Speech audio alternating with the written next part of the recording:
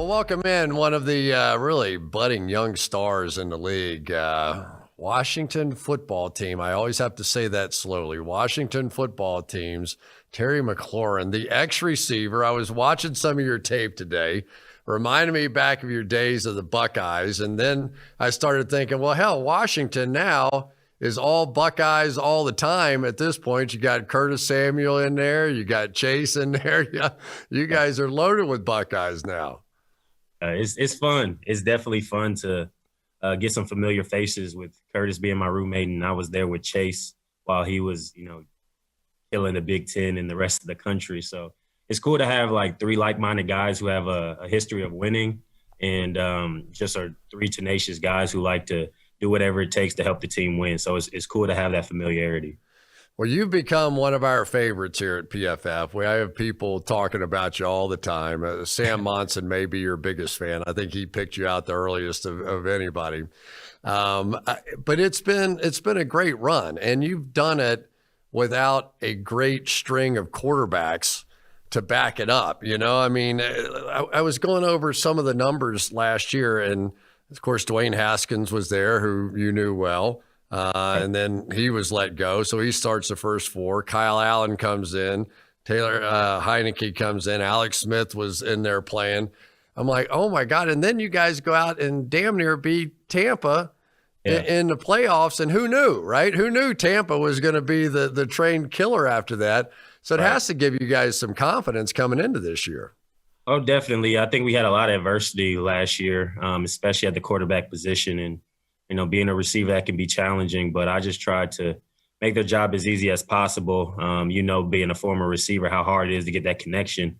And then with Taylor, I remember going into that game against Tampa, and we hadn't got any reps because I was out the whole week with high ankle sprain. So our first reps were in the game, but he made the game super easy for the guys out there because he knew his stuff. Like, guy coming off the street, being able to compete at the level that he did, giving us a chance to win that game was pretty dang on cool. But I think, we gave them a good run for their money last year. I know we weren't expected to get to that game and even win our division, but we just try to continue to stack days and continue to get better. But we have our eyes set on bigger goals this year, but we know it starts in training camp. So we're grinding real hard to improve on what we did last year. Yeah, talk about you just a little bit. You come out as a third-round pick, and expectations for a third rounder or, whatever they are. I was a second rounder, so I'm not insulting you here.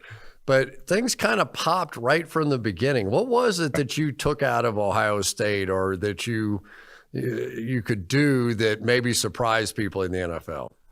Yeah, you just got to be ready when your number is called. Coach Meyer always preached that at Ohio State. And I tell people all the time that, there's only one ball that could go around. You got guys like Paris Campbell and Curtis Samuel and Mike Thomas, J.K. Dobbins in the backfield. We had great tight ends, and the list goes on and on. There's only one ball that could go around, and I became really good at my role on the team. I was a dominant special teams player, and I was our deep threat, and I tried to do that to the best of my ability. But I knew if I got the chance to play in the NFL that I could show that I can be a number one receiver. I truly believe that in my heart, being at Ohio State.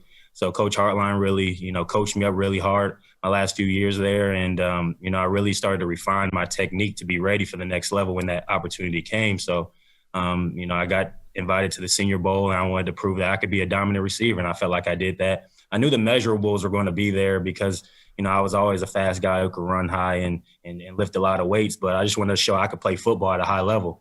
And Coach Gruden and the staff at the time drafted me, and I came in, and I wanted to prove not only – I think everybody coming in thought I was just going to be a special teams guy. And, being in the NFL, I was just happy to be here. So if that was going to be my role, I was going to do that to the best of my ability. But I came in here to win a job.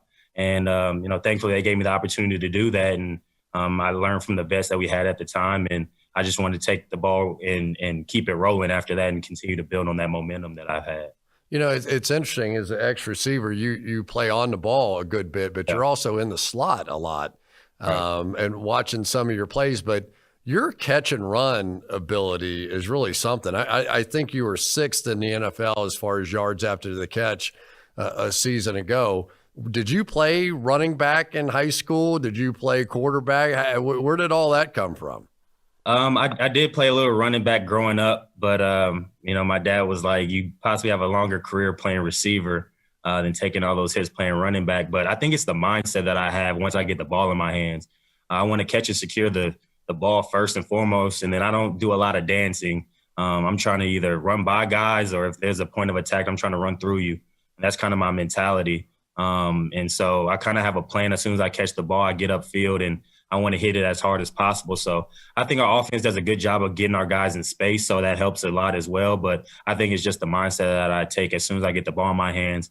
You could turn a 5-yard gain to a 20-yard gain. And these short routes you could turn into touchdowns, which can be backbreakers for defense.